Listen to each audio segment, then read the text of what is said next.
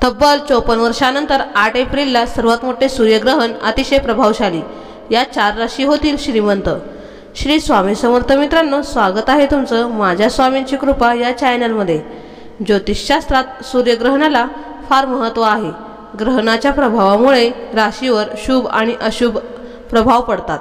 फाल्गुन महिन्याच्या अमावस्येला 8 एप्रिल 2024 रोजी वर्षातील पहिले सूर्यग्रहण होणार आहे। विशेष म्हणजे तब्बल 54 वर्षानंतर पूर्ण सूर्यग्रहण लागणार आहे।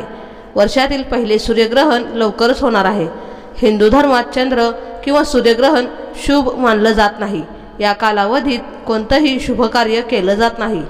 ज्योतिषशास्त्राच्या दृष्टिकोनातून पाहिलं तर 8 एप्रिल रोजी असलेलं सूर्यग्रहण खूप खास आहे। या ग्रहणाचा लोकांच्या करिअर, आर्थिक स्थिती, आरोग्य, नातेसंबंध आदी गोष्टींवर परिणाम होऊ शकतो। राशीचक्रातल्या काही राशींसाठी हे सूर्यग्रहण खूप शुभ आहे।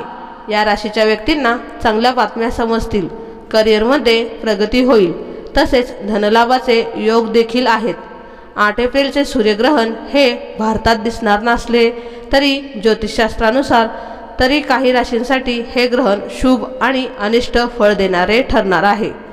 जाणून घेऊया कोणत्या राशीवर ग्रहणाचा शुभ प्रभाव पडणार आहे। मिथुन रास।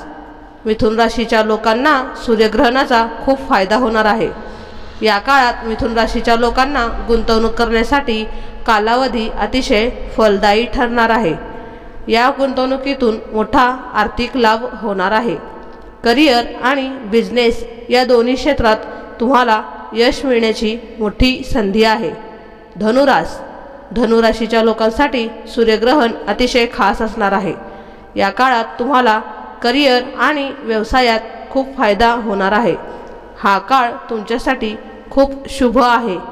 अविवाहित तरुणांसाठी लग्नाचा योग जुळून येणार आहे। जर तुम्ही भागीदारीत काम केले तर तुम्हाला अधिक नफा मिळेल। मकर रास। मकर राशीच्या लोकांसाठी येणारा काळ खूप शुभ राहील। या काळात तुमचे अडकलेले पैसे परत येऊ शकतात। वैवाहिक जीवनात संबंध सुधारतील।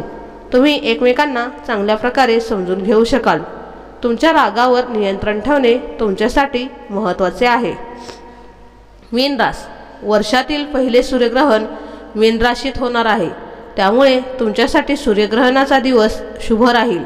या काळात तुमचे संबंध सुधारतील, गैरसमज दूर होतील, नोकरीत बदल होऊ शकतो। तर मित्रांनो आणि मैत्रिणींनो, आजचा हा व्हिडिओ तुम्हाला कसा वाटला ते मला नक्की कमेंटमध्ये सांगा आणि यामधील तुमची रास कोणती आहे तेही मला कमेंटमध्ये नक्की सांगा। असेच आपले नवीन व्हिडिओ पाहण्यासाठी आपल्या चॅनलला सबस्क्राईब करा, लाईक करा आणि शेअर करा। भेटूया असंच आपण पुढच्या व्हिडिओमध्ये। तोपर्यंत धन्यवाद।